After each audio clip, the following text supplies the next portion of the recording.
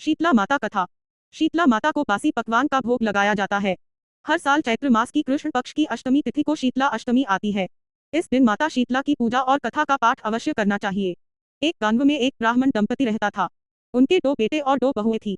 उन दोनों बहुओं को बहुत ही लंबे समय बाद बेटे हुए। इतने में शीतला अष्टमी का पर्व आया। शीतला अष्टमी के नियमानुसार इस दिन ठंडा भोजन तैयार किया जाता है। लेकिन उन दोनों बहुओं के मन में विचार आया कि यदि हमने ठंडा भोजन खाया तो हम कहीं बीमार न पड़ जाएं। अभी बच्चे भी छोटे हैं, कहीं वह भी बीमार न हो जाएं। ऐसा में उन दोनों ने चुपचाप अपने खाना खाने के लिए 2 बाटियां पशुओं के दाना देने वाले बर्तन में बनाकर तैयार कर ली।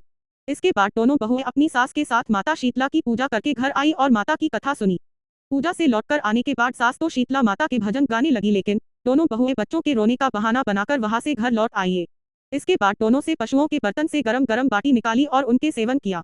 इसके बाद जब सास घर वापस आई तो उसने दोनों बहुओं को आवाज लगाई और उनसे भोजन करने के लिए कहा। दोनों से ठंडे भोजन का सेवन किया और फिर अपने काम में लग गई। इसके बाद सास ने काफी देर बाद कहा कि बच्चे बहुत देर से सोए हैं, उन्हें उठाकर भोजन करा के सुला दो। बहुएं जैसे ही अपने बच्चों को उठाने के लिए गई, उन्होंने देखा कि बच्चे मृत है। ऐसा शीतला माता के प्रकोप के कारण हुआ। बहुएं विवश हो गई। सास को सब सारी बात पता चली तो वह बहुओं से लड़ने लगी। सास बोली कि तुम दोनों ने शीतला माता की अवहेलना की है, इसलिए मेरे घर से निकल जाओ और कैसे भी बेटों को स्वस्थ लेकर ही घर में वापस आना। अपने मृत बेटों को लेकर दोनों बहुएं घर से निकल गई और रास्ते में जाते हुए एक जीर्ण वृक्ष के पास पहुंच गई। यह खेजड़ी के वृक्ष के नीचे पहुंची। इसके नीचे दोनों और शीतला 2 बहनें बैठी थी। दोनों के बालों में जू थी। वहीं दोनों बहुएं थक गई थी। दोनों बहुएं औरी और शीतला के पास पहुंची। उन दोनों ने औरी और शीतला के सिर से बहुत सारी जुएं निकाली। जुओं का नाश होने से औरी और शीतला ने अपने मस्तक में बड़ी शीतलता का अनुभव किया और उनसे कहा कि तुम दोनों ने हमारे मस्तक को शीतल ठंडा किया है, वैसे ही तुम्हें पेट की शांति मिले। इतने पर दोनों बहुएं बोली कि हम मारी मारी भटक रही हैं, लेकिन शीतला माता के दर्शन नहीं हुए हैं।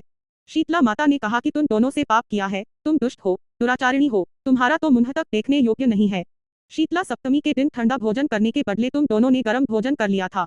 इतना सुनते ही बहुओं ने शीतला माताजी को पहचान लिया और दोनों ने शीतला माता को प्रणाम किया और गिड़गिड़ाते हुए बोला कि हमने अनजाने में गर्म खाना खा लिया। आपके प्रभाव को हम नहीं जानती थी। आप हमें क्षमा करो, हम फिर कभी ऐसा नहीं करेंगे। उनके ऐसे वचन सुनकर शीतला माता प्रसन्न हुई और शीतला माता ने मृतक बालकों को जीवित कर दिया। इसके बाद बहुएं अपने बच्चों को लेकर फिर से गांव लौट आई। जब गांव के लोगों को पता चला कि शीतला माता ने उनको दर्शन दिए हैं तो लोगों ने बहुत धूमधाम से उनके स्वागत किया और उन्होंने कहा कि हम गांव में शीतला माता के मंदिर का निर्माण करवाएंगे।